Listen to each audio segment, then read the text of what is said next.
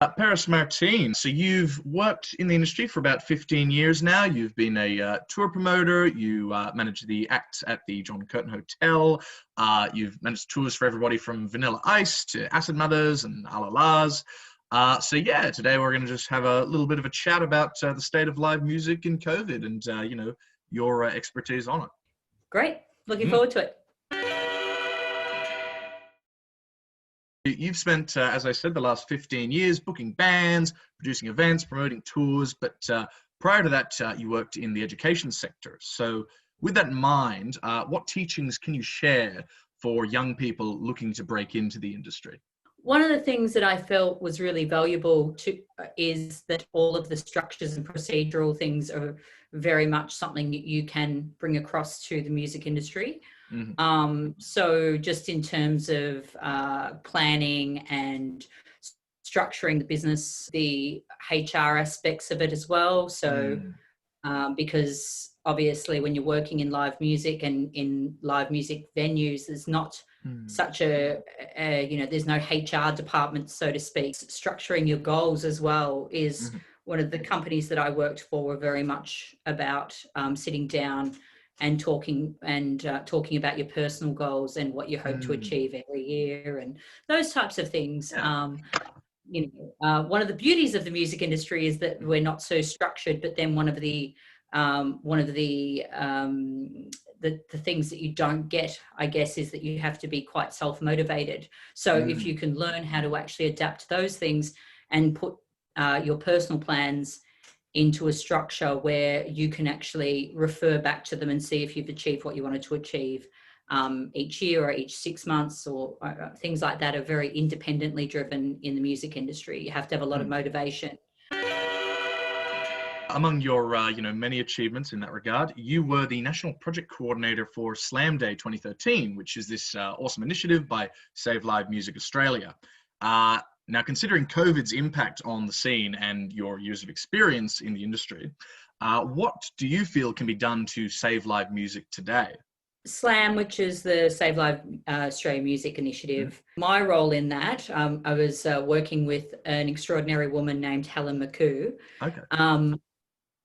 She was heading all of that up, and my role there was specifically to coordinate with music venues across Australia to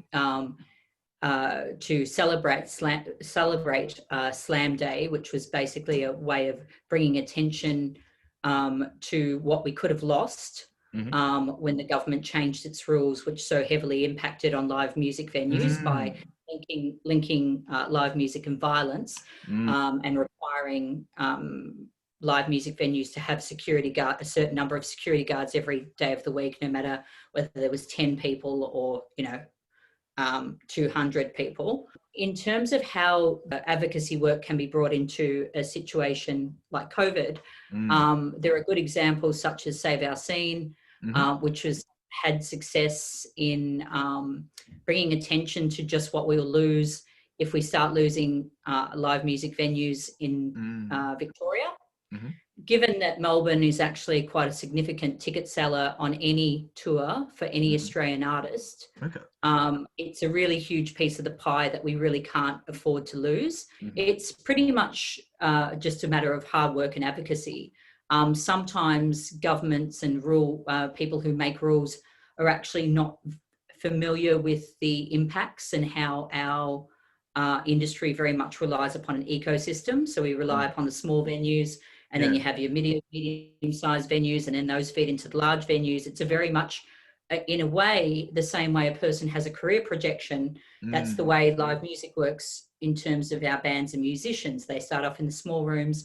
If everything goes well, they progress to the medium-sized rooms, and they move into the large rooms, and then they start touring. And that's how that works. So if we start seeing venues collapsing under the weight of being closed for such a long period of time, then we risk losing parts of that ecosystem and part of that career development, because live music is such a significant part of an income for any band. Picking up the phone and speaking to the people impacted and making sure you've got their message straight and what they're facing, so that you can then communicate that. and keeping them involved and making sure that, you know, you're really aware of, because obviously the issues facing Melbourne venues are very different to the issues facing venues in, say, Geelong or Ballarat. They just have different significance, and they have different roles in their community as well. So even though Melbourne has a, you know, huge number of live music venues and regional areas may not, they may be more significant. They may be playing more of a role there in terms of giving young people or young and older people a hobby or an opportunity, entertainment, community, things like that. Over 15 years, you've worn a lot of different hats in the industry, and currently you're the owner of the Contrary Agency, which programs all the live music at the legendary Curtin Hotel. Now, before COVID, personally, my friends and I spent a lot of time at the Curtin. So they actually wanted to know how you guys always picked such great bands to play there. My approach to booking has always been that I like to select a combination of young up-and-coming bands, but also finding out exactly where the influences of that music come from, and trying to book some of the more iconic, legendary bands as well. People like Todd Rundgren, artists like, you know, the Libertines. And so we've got a lot of young bands that are actually influenced by older bands. And I also really like the idea of providing a space for a wide variety of ages. I feel like sometimes we're so, you know, we have certain genres of music and venues that cater for a certain genre of music, which is really wonderful, because they need to be, you know, creating a space for a certain genre of music can allow the bands to actually grow within that space very organically.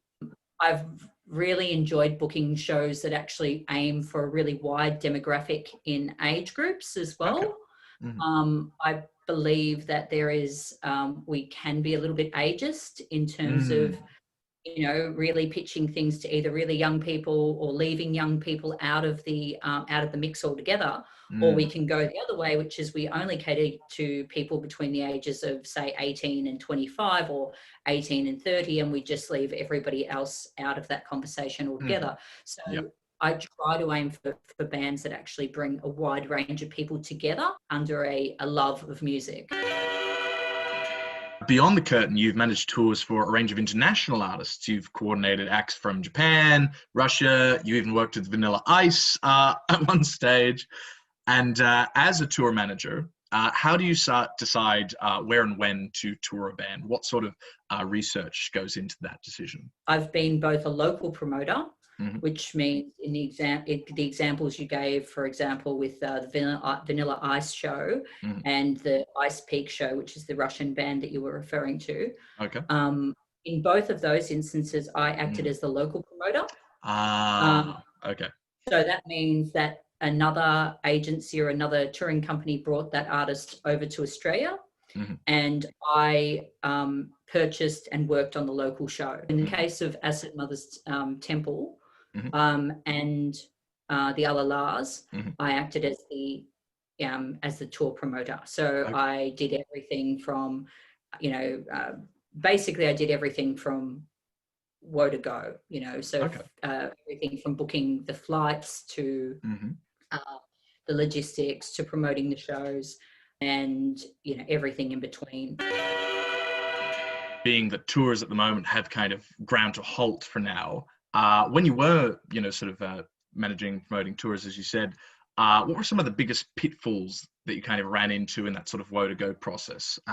And what do you wish you'd known, you know, to avoid them before you'd started? I think that you need to not bite off more than you can chew. So when you're actually touring a band, and it's really wonderful to have all of the support that you can possibly. It's really, I mean, it's a really fine line, because you need to be able to do things in a DIY way if you're actually operating completely independently, because otherwise your costs will blow out. But at the same time, there are certain things that you just can't compromise on. Publicity is one of them. A great tour manager is another area. I think that you learn to decide which roles you can actually take on and which ones are much better given to somebody else that actually is, a professional in that particular area. Is sort of a bit of a personal one because I've done a lot of work in marketing. So I'm particularly interested in your experience as a tour promoter. And considering sort of, the ever evolving world of kind of media and our relation to it, especially, with COVID, we've seen the rise of like live streaming, that sort of thing. What trends in the marketing of live music do you see kind of, in the future past COVID? I think live streaming has been one of the wonderful things that have come out of COVID because it increases access. Absolutely. And obviously, if you're compromised, or if you're a person who has anxiety, or if you're a person who can't access, has access issues to venues that are perhaps not necessarily that are in old buildings. A lot of live music venues are actually are in old spaces that haven't been necessarily designed with lifts and other things. And one of the other things that is really apparent is that a lot of people in the music industry are talking to each other a lot more about what the picture we see for the future. Okay. Whereas sometimes we're all just so busy and the margins are quite difficult to work with in music that we don't really have time to stop and take a breath and look at exactly where we're going. So that's been a really wonderful thing, is having that time to actually breathe and look at where we're going, but also to start communicating with each other. Yeah. There's been some initiatives that are coming up that are specifically aimed at awareness of what musicians get paid.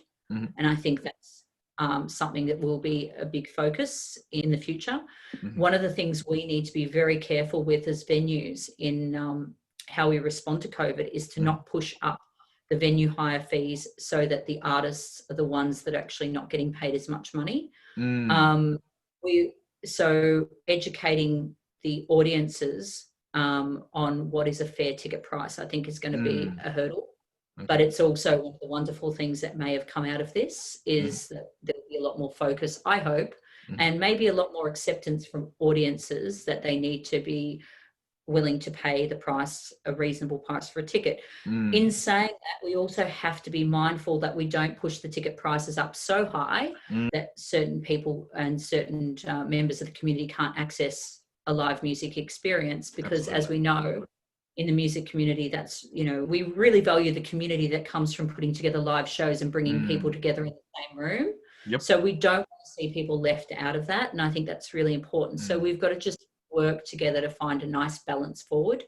And so I think that those conversations are happening a lot more. Okay. And also, as I mentioned before, the government understanding us is a huge bonus. I think that we've just been going on for such a long time, working on such small margins without speaking up about, and the problem with working on very small margins is that it's all okay when the weather's lovely, when everything's smooth sailing, but the minute there's a ripple, it can have an absolute domino effect. And I think that we were all on shaky grounds to begin with, and I think that's become very apparent. The fault lines are clear.